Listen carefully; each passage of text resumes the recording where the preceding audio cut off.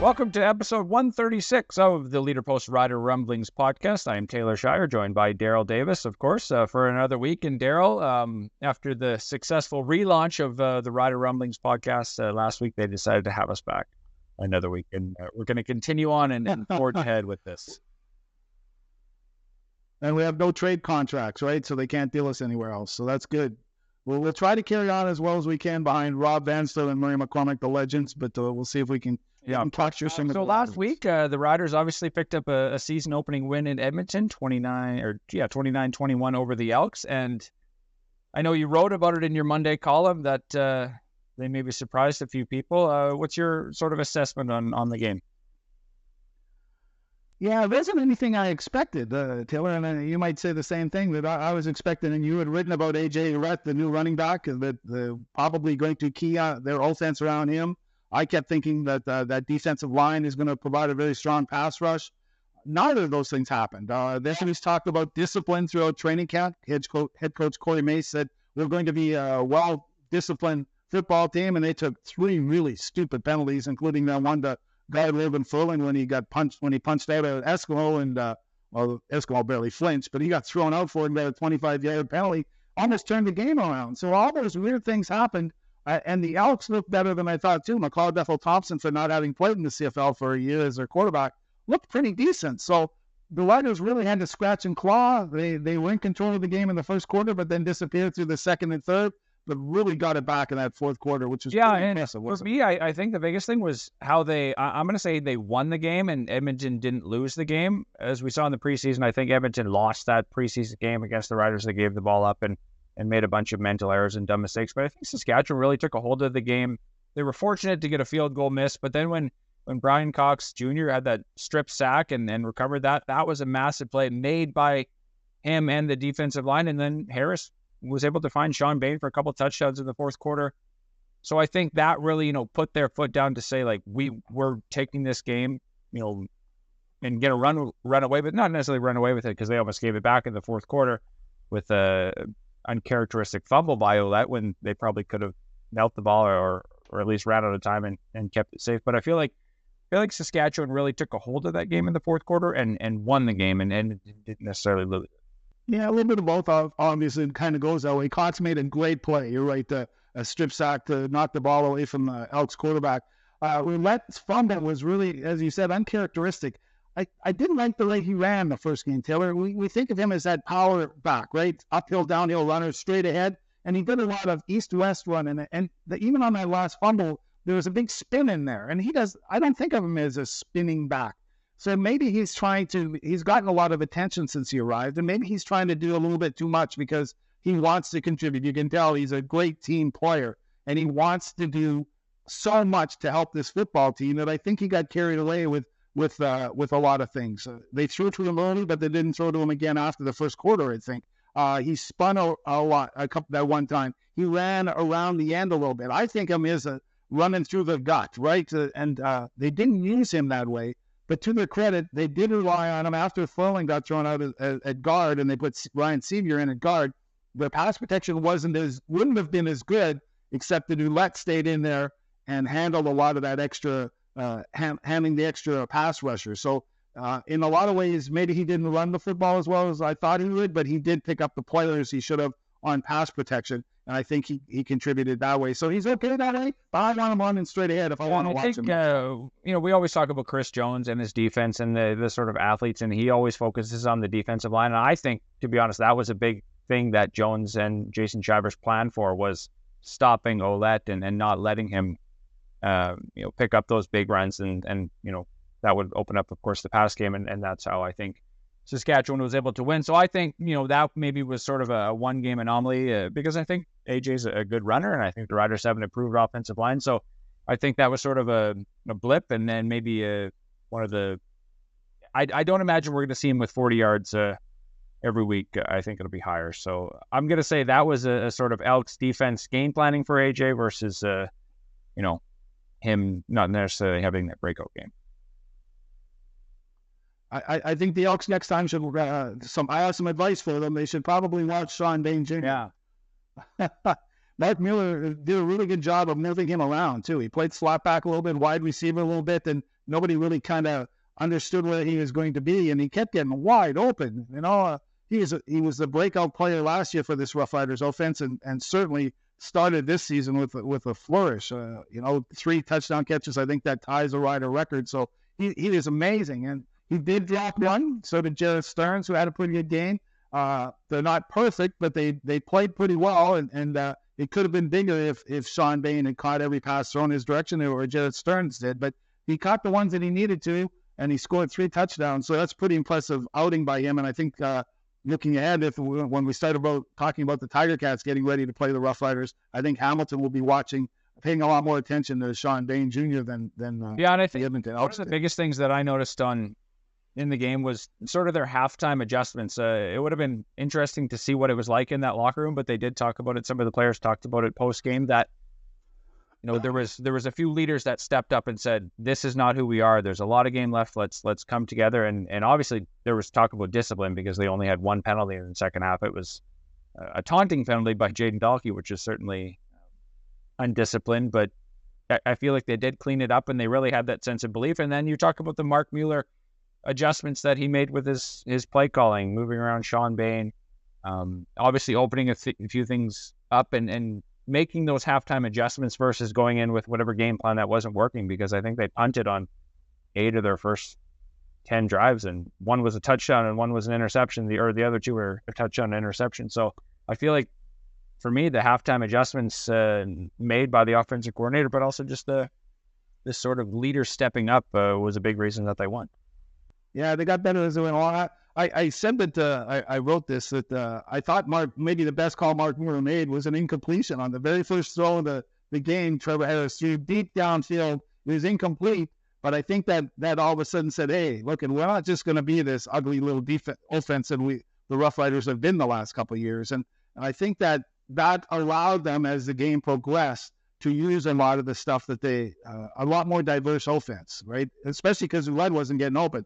They used they did use some intermediate stuff, but they were able to throw the ball fairly deep a couple times and find those seams. So the fact that that's part of their offense makes them more exciting to watch and makes them a lot more explosive. Allows them to score, obviously, 21 points in 1 quarter, which you have to do sometimes. I think the very first play, everybody was probably expecting, okay, we signed Ouellette, big running back in free agency. Let's give him the ball. Let's see what he's got. So I think there was a bit of play action on that play. So I certainly liked that play call as well. Try to open things up and not be predictable, although that was probably what Mark thought too. He said, they know what we're going to do, or they know what we're going to do, but we're going to do the opposite. So, yeah.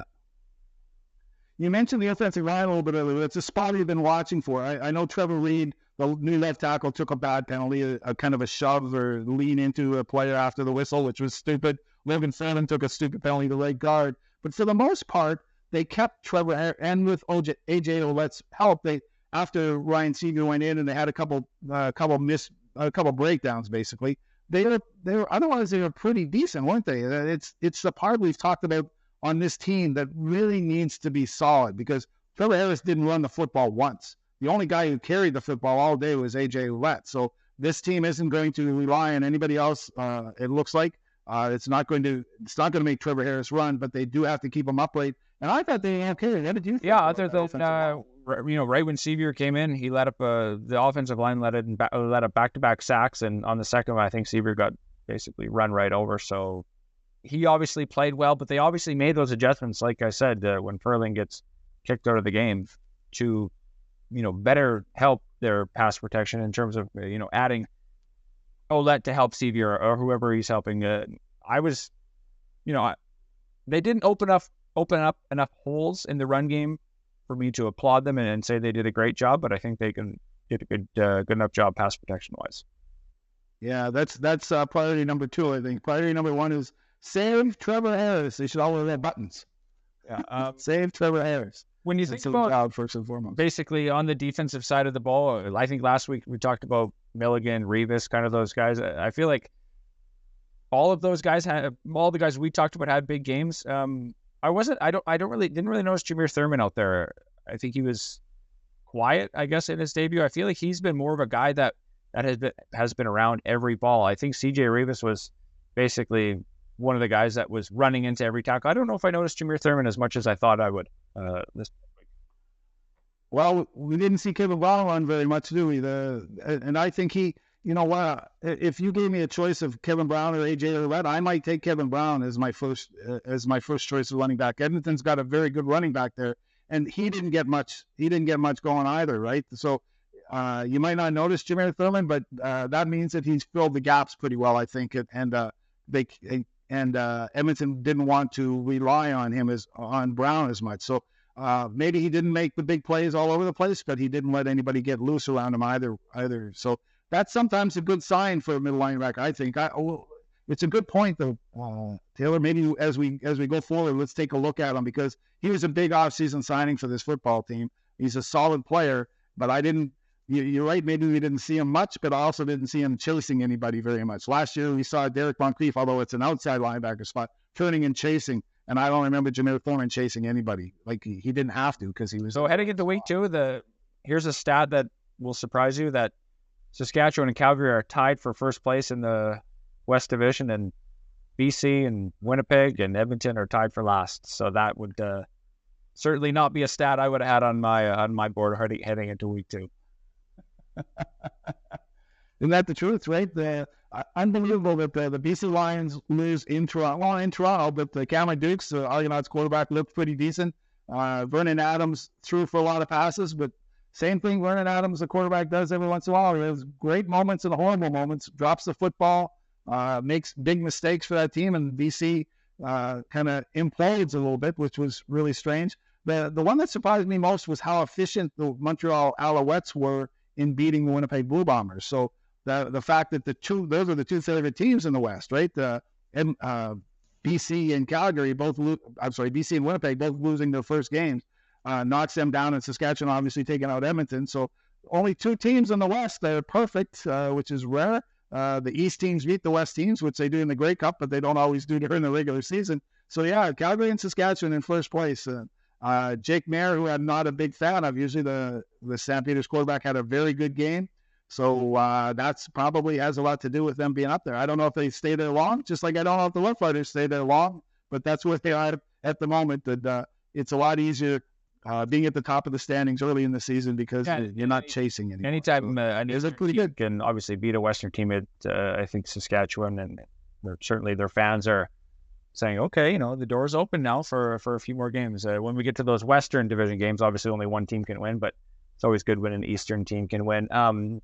I'm going to go back to that Winnipeg game, because I think that was the biggest surprise for me, and I think it really speaks to how important the preseason is. We talk about how they're meaningless games, and there's really no meaning in the preseason season, and I think Winnipeg looked like they were still warming up from an off season. Valeros didn't play in the preseason. Brady Oliveira, I don't even think, participated in training camp. So I think that really showed in the Winnipeg Blue Bombers opening game that they were just kind of flat, rusty, didn't have it. They didn't look like the team that they have in the last few years. And I think Montreal looked great, and they were continuing that momentum up that Grey Cup win.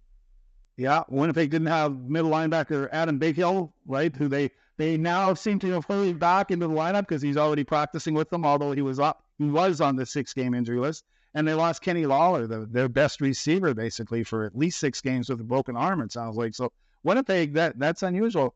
Some of us have been hinting on radio shows and other places that maybe it's the year that Winnipeg takes a step backwards. They've been at the top for a while, and the way that Montreal manhandled them, but was quite impressive. Maybe a little bit of foreshadowing about what's going to happen to the Blue Bombers. But your point is well taken. They didn't play Zach Collaros. They didn't play Brady Oliveira. They didn't play Adam Bighill. They didn't play Patty Neufeld, one of their veteran offensive linemen, right?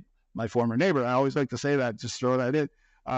So they were a little bit rusty.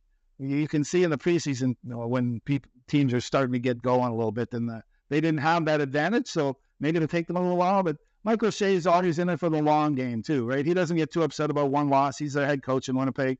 Doesn't get too upset about one loss or one win or revenge or anything. He's in it to get this team better. And you know that they'll be challenging, but it was still, as you said, maybe the biggest surprise of the weekend to see Winnipeg fall. So the Riders, second straight road game to start the season. They head to Hamilton on Sunday. Tiger Cats obviously lost to Calgary in their opening game. Bo Levi Mitchell played. I don't necessarily think he played well. He played okay in the losing effort. What do you expect from the Ticats and Bo Levi this week? Yeah, he wasn't bad. You're right. What Scott Milanovic, the head coach, was most excited about was that he moved pretty well. Bo didn't look he didn't look injured. Although he had to leave the game with he was removed by the spotter for a while because Well, he took such a hard hit. And then played a play and then went out to the next. So that's a whole thing. I know. They got to correct that, right? That's the CFL with its spotting, right? Sometimes maybe they should make everybody wear chips in their helmets too, I guess, just to make sure that they're being monitored properly. But they're not a great team in Hamilton either, right? They've lost some players. They've lost a lot of defensive players. So only Lawrence, the heart of their team, of course he was worn down, but it takes a little bit to refill a roster when you lose a guy like that. Who's your heart and soul player now? We might not like Simone Lawrence anywhere else, but in Hamilton, he was a huge part of that team. And when you lose a guy like that, what's going to happen, right? They've got some decent players, but they're in a little bit of a limbo, I think. And is Bo Levi Mitchell going to be the answer? We all think he's on the downslope of his career, and he certainly is. He'll be a Hall of Famer, of course he will be, but I don't know if he's capable of hauling a decent team into the Grey Cup. And I think the Roughriders are going to have some pretty good success against Hamilton. After watching them against Calgary, if Jake Mayer can exploit them, I think Trevor Harris. I think the one thing the Riders will need to watch out for is James Butler. Bo Levi Mitchell and Tim Whitey's probably going to throw to him 12, 13 times, so that'll obviously be big. But I think maybe the X factor in this game will be James Butler along the ground. I think Butler was in BC last year, and I feel like there was time and time again where he would just find holes and break those big runs against this Rider defensive line. That hasn't really changed much, with the exception for Malik Carney, who is a former Ticat going against his former team. So I feel like that'll be the biggest thing, is if the Riders can have that same success they did against Kevin Brown in week 1 against Edmonton. If they do the same against James Butler, they're going to put together a similar effort, I would say. Yeah, and is Tim White the same receiver? He had a couple drops too, right? So he should be a great receiver, but maybe they're just not quite on that same page. And you have to get things going pretty quickly now if you're Hamilton, especially after you lose one, right? It gets a little desperate when the other Eastern teams are winning. Montreal wins, Toronto wins. So if Hamilton wants to keep up, they're going to have to turn it around. This is tough. I've said a few times that I think Saskatchewan could. It surprised me how they won in Edmonton, and maybe they shouldn't have, but I thought they were going to. It was a little tougher than I thought it was going to be.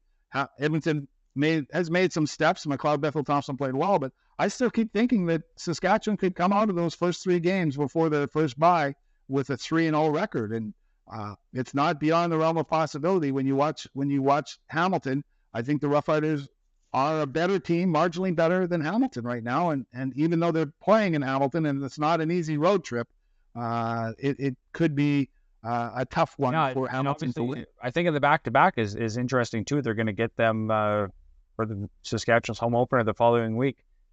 But if you think of last year, do you remember, I think we wrote about it. We both wrote about it. We talked about it. The Riders could have very well been 0-4 or whatever they might have been, as opposed to 3-1 to start the season. They could have been 2-2, 1-3, whatever it was, 0-4.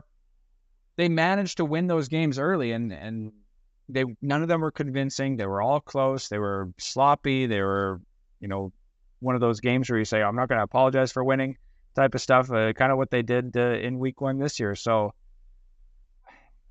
I just don't know this. It's obviously a brand new team, but are we going to see a convincing win one of these weeks where this team puts together this dominating start to finish win, or are they all going to be these interesting down to the final minute type of games this year? And even in the preseason, you're right. There was nothing that made you go, "Oh, wow, they're a dominant team." I think the spirit that Corey Mace has instilled in this team, the family thing, is catching on. It sounds, from the outside, it sounds hokey, right? You think, oh, we're all one big family, and they're all different guys from different backgrounds, different family situations, and you think, but they are all uniting behind this guy to win something. And I didn't see that feeling last year. As they started to spiral, it just got worse and worse. I can't see this team spiraling under Corey Mace. There's going to be something positive. There always comes out of his mouth, it seems like, and it rubs off on his players. Are they going to be convincing? Well, I don't know. Hamilton's still, right, it's early in the season, and these teams are all just learning about themselves. But as the season goes along, I think we'll see the Roughriders starting to beat some of the weaker teams in the league. There's a few teams that I don't think stack up with the teams at the top. I think Ottawa is one of those teams. I think Calgary is probably one of those teams, and I think the Roughriders will show that they're one of the better and one of the stronger teams in the league. They just have to kind of get used to everything. We touched about earlier in the podcast was penalty problems, accountability, as we've called it before. After the game, Corey Mace was asked to address sort of the penalty issues and the accountability. He said he's going to handle things in-house, and I don't really know what that looks like. I don't think he's going to divulge what that looks like, but what happens? What is there just a conversation with Ferland? Is there just a conversation with Dalkey about the taunting penalty? Ferland obviously got kicked out for punching an elk in the helmet. So what does that look like? I don't think they're going to sit out a game. They're not going to suspend them for a game. So are they going to fine them? I don't really know what that accountability looks like. And sort of you say all the right things. You can say, oh, we're going to be accountable and we're going to keep our players accountable. But I really want to know what that looks like. I just don't know if we'll really ever find out. Who's going to take them bowling? He has to watch. No, Craig Dickinson had last two outcomes last year. You don't get. You got mad at everybody, and so yeah. So he took. When Corey Mace was mad at a player, who was the player he had dragging around? Bruno LaBelle, right, at training camp. Apparently, he was late for a meeting, and he was dragging a football bag around practice at training camp. So there are little things that make you. That he's going to teach them. There's different ways. Craig Dickinson last year said that was one of his shortcomings. As much as Craig Dickinson tried, he said we're going to stop this, and he didn't do anything. He said, yes, it's in house. You guys don't know what you're talking about. We're doing things in house, but the message never caught on with the players. They continued to make stupid plays and take bad penalties. I have a feeling that there's going to be examples made of these players in different ways. Not so much that he's going to humiliate them. He's going to make them feel that they're letting their teammates and their family down. He wants the discipline to come not so much from him and the coaches, but from the other players in the locker room. And he's going to empower them to look after each other and say, as soon as you do something like that, your selfishness is hurting everybody else in this locker room. And I think my guess is that is how Corey Mace will instill the discipline within his football. Yeah, well, that's a good point. And I guess we'll never know because it's all in-house and it doesn't sound like they're going to tell us. So maybe I'll ask again this week. It always gets out somewhere. Yeah, these are good questions whenever they get back to the practice. Riders, of course, are back on the practice field on Wednesday ahead of Sunday's game on Hamilton. So thanks for the chat, Darrell, and we'll talk to you next week. All right, it's the practice, Taylor.